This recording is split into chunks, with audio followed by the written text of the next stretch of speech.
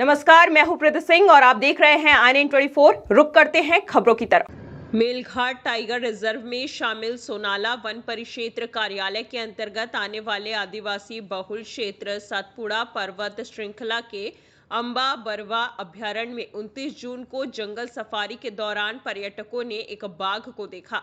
जंगल safari के लिए विभिन्न स्थानों से आने वाले पर्यटक अंबा बरवा अभ्यारण्य के वन्य जीव से आकर्षित हो रहे हैं। इतवार को दोपहर के 3 बजे शुरू हुई जंगल सफारी के दौरान संग्रामपुर, पलसी और अकोला शहरों के पर्यटकों के सामने एक बाघ दिखाई दिया। इस बार पर्यटकों द्वारा बाघ की तस्वीर भी खींची है।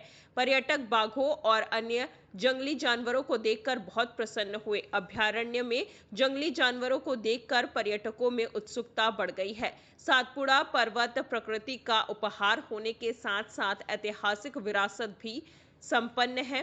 देश भर से पर्यटक यहां जंगल सफारी के लिए आते हैं। सोनाला क्षेत्र के वन रेंज अधिकारी सुनील वाकोडे ने अंबा बरवा अभ्यारण्य को एक अलग पहचान दिलाने के लिए बहुत मेहनत की है और आखिरकार उनका ये प्रयास सफल हुआ है। ऐसी जानकारी ग्रामीण द्वारा हमारे संवाददाता मतीन शेख को दी गई है। पहिल्याच ट्रिप मध्ये आज आम्ही आमच्या ट्रिप करत असताना अचानक आमच्या अगदी 2 फुटाच्या अंतरावर आम्ही वाघाचं दर्शन घेतलं आणि दर्शन घेतलं की नाही घेतलं ते आमचे सगळेच्या सगळे त्याचे पुरावे आम्ही देऊ शकतो। आमच्यासोबत दर्शन घडवणारे आम्हाला जे भाग्य लावणारे संजय ड्रायव्हर आहेत, कैलास हे आमचे गाइडर आहेत, हे आमच्यासोबत होते।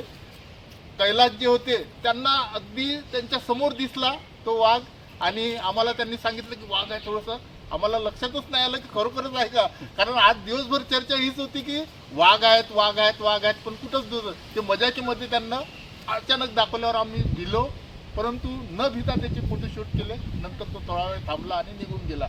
तर अशा पद्धतीने आमचा आजचा जो ट्रिप आहे, आजची जी ट्रिप आहे आज 29 जून 2025 रोजी जेव्हा आम्ही अंबा बरवा अभयारण्यामध्ये जंगल सफारी करण्यासाठी आलो तेव्हा दिवसभर वेगवेगळ्या अंबा बरवा झाला, चुनखेडी झाला, वेगवेगळ्या विभागांमध्ये गेलो।